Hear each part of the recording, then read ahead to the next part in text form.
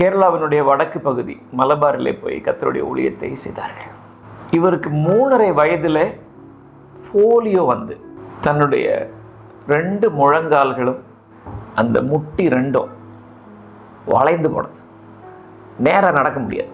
ஒரு நாள் ஊழியத்தை நிறைவு செய்துவிட்டு பஸ்ஸில் வந்து கொண்டிருந்த பொழுது, நெல்லியாள் என்கிற இடத்துல பஸ்ஸில் வந்து கொண்டிருந்த பொழுது ஆவியானவர் சொன்னார், நீ எந்திரிச்சு போய் வலது பக்கத்தில் போய் உட்கார் என்று சொன்னார். அந்த பக்கம் வெயில் அடிக்குது. இவருக்கு சற்று எரிச்சலாக இருந்தது. சரி, மறுபடியும் நம்ம இடது பக்கத்திலே உட்கார்ந்துருவோம்னு நினைத்து கொண்டிருந்த பொழுது அடுத்த ஸ்டாப்பில் ஆட்கள் வந்து ஏறி அங்கே காலியாக இருந்த சீட்லெல்லாம் உட்காந்துட்டாங்க. சற்று நேரத்துக்கெல்லாம் இந்த ஓட்டுநருடைய கட்டுப்பாட்டை இழந்த வண்டி ஒரு மரத்தின் மேலே மோதி கவிழ்ந்து விட்டது. இடது பக்கத்தில் உட்கார்ந்தவர்கள் எல்லாரும் மரித்து போனார்கள். வலது பக்கத்தில் இவர் உட்கார்ந்திருந்தவர் ஒரு சீட்டுக்கு கீழே இப்படி போய்விட்டார். சின்ன காயங்களோடு கூட தப்பித்து கொண்டார். இவரை பார்த்த ஒரு டாக்டர், ஒரு பெரிய சீனியர் சயின்டிஸ்ட் கூட, மெடிக்கல் டாக்டர், இவரை எக்ஸாமின் பண்ணி பார்த்துட்டு சொன்னார், உனக்கு சின்ன வயசில் இந்த போலியோ வந்து அந்த 2 முழங்காலும் பிரச்சனை இருந்துச்சுல்ல, அதனால தான் இப்போ உனக்கு ஒன்றுமே ஆகாமல் தப்பிச்சிருக்கு. ஸோ நம்மளுடைய வாழ்க்கையில் ஆண்டவர் நமக்கு அனுமதிக்கிற பல விஷயங்களும் பிற்காலத்தில் அது தேவனுடைய நாம மகிமைக்காகவும் தேவனுடைய ஊழியத்திற்கு ஏதுவாகவும் அது மாறும் என்பது இந்த சாட்சியின் மூலமாக அறிந்து கொடுக்கிறோம். ஒரு நாளில் இவர் மத்தியானம் ஒரு 3 மணிக்கு படுத்திருக்கிறார். அப்போ கர்த்தருடைய ஆவியானவர் எழும்பி தன்னுடைய வீட்டிலிருந்து வெளியே போய் சற்று தூரத்தில் போய் நிற்கும்படியாக சொல்கிறார்.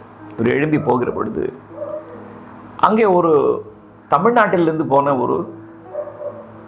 ஒரு தெரு பிரசங்கியார் தன்னுடைய கழுத்தில் ஒரு ட்ரம்மை கட்டி தொங்க விட்டு கொண்டு கொட்டடித்து பாட்டு பாடி கர்த்தருடைய சுவிசேஷத்தை சொல்கிறார். அப்போ இவர் போய் அவரிடத்தில், ஐயா வாங்க எங்கள் வீட்டில் வந்து சாப்பிட்டுட்டு போகலாம் என்று அழைத்து கொண்டு அவர் வீட்டுக்கு போகிறார்.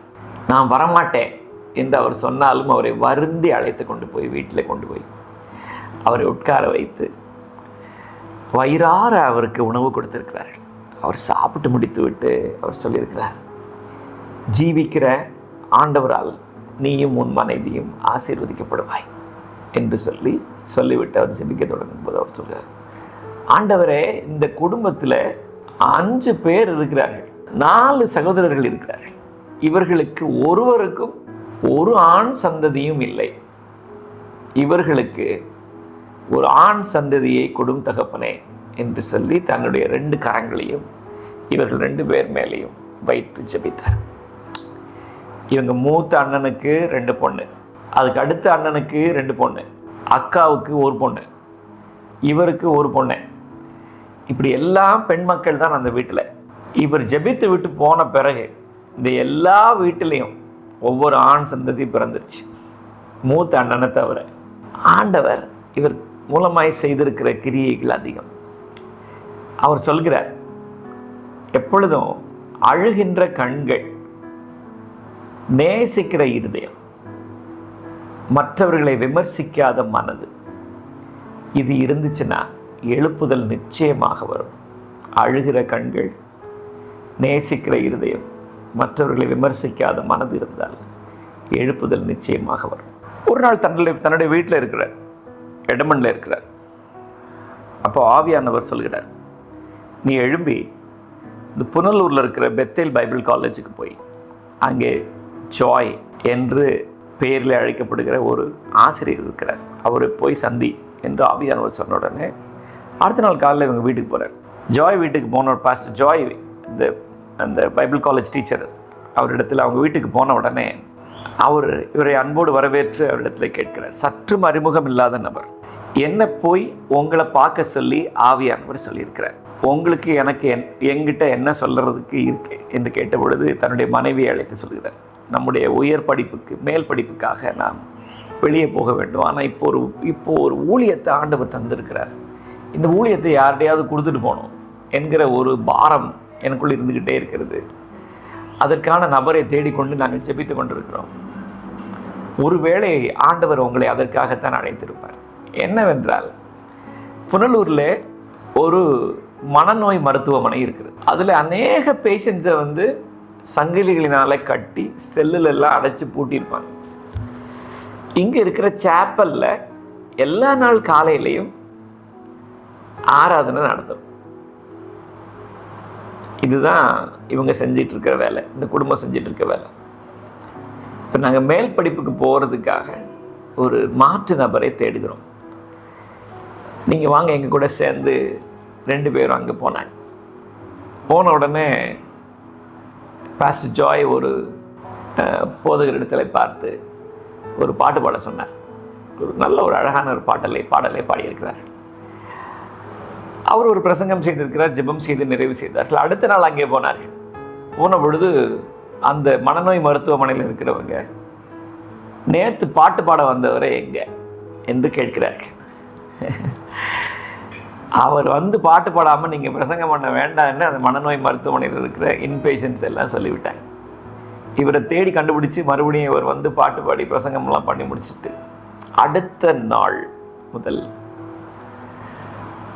அந்த மனநோய் மருத்துவமனைக்கு 5.5 வருஷம் சாப்ளினாக பாஸ்டர் ஷாஜி இருந்தார்.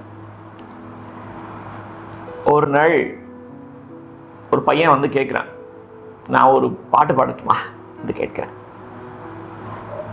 நான் மாராமன் கன்வென்ஷனில் இருந்த கொயரில் இருந்த தம்பி நான் பையன்.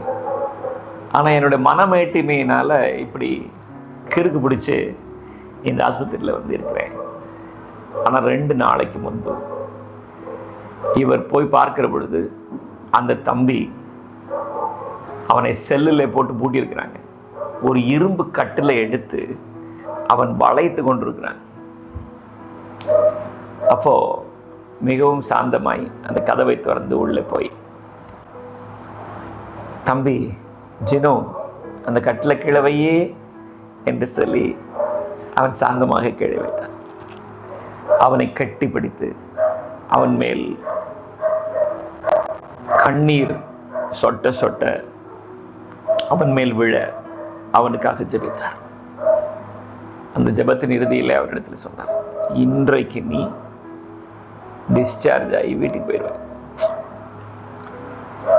ஆண்டவர் அவனை பரிபூர்ணமாக சுகத்தை கொடுத்து விட்டார். 2 நாள் கழித்து தான் இவன் வந்து பாடுறதுக்கான வாய்ப்பு கேட்கிறான். அவனை அன்று மாலையிலேயே டிஸ்சார்ஜ் பண்ணிவிட்டார்கள். ஆனால் அவன் வீட்டுக்கு போக மனதில்லை. நான் இன்னும் 10 நாளைக்கு இந்த சேப்பலில் இருந்து ஆண்டவரை ஆராதிச்சுட்டு போகிறேன் என்று சொல்கிறார். இப்படி 4.5 வருடங்கள் அந்த சேப்பல், அந்த மனநோய் மருத்துவமனையில் பீப்புளோட கூட சேர்ந்து ஊழியம் செய்வதற்கான ஒரு கிருபை பாராட்டியிருக்கிறார். இன்றைக்கும் பாஸ்டர் ஷாஜி மேத்யூவை ப்ரொஃபஷனல்ஸை எக்யூப் பண்ணுறதுக்காக ஆண்டவர்களை பயன்படுத்துகிறார். கேரளாவில் இருக்கிற மணக்காலா பைபிள் காலேஜில் ப்ரொஃபஷனல்ஸுக்காக ஒரு ப்ரோக்ராமை டிசைன் பண்ணி கிட்டத்தட்ட 22,000 மணி நேரம் ஸ்டூடியோஸில் பாடங்களை ரெக்கார்ட் பண்ணி இன்றைக்கு அவர்கள் ப்ரொஃபஷனல்ஸை கர்த்தருடைய ராஜ்யத்தின் மகிமைக்காக அவர்களை எக்யூப் பண்ணி கொண்டிருக்கிறார். யாரையும் ஆண்டவர் பயன்படுத்துறதுக்கு முடியும். இதுக்கு தயாராக இருக்க இருதயத்தை ஆண்டவர் பார்க்கிறார். உங்களையும் பயன்படுத்த முடியும். கர்த்தர் உங்களை ஆசீர்வதிப்பார். ஆமென்.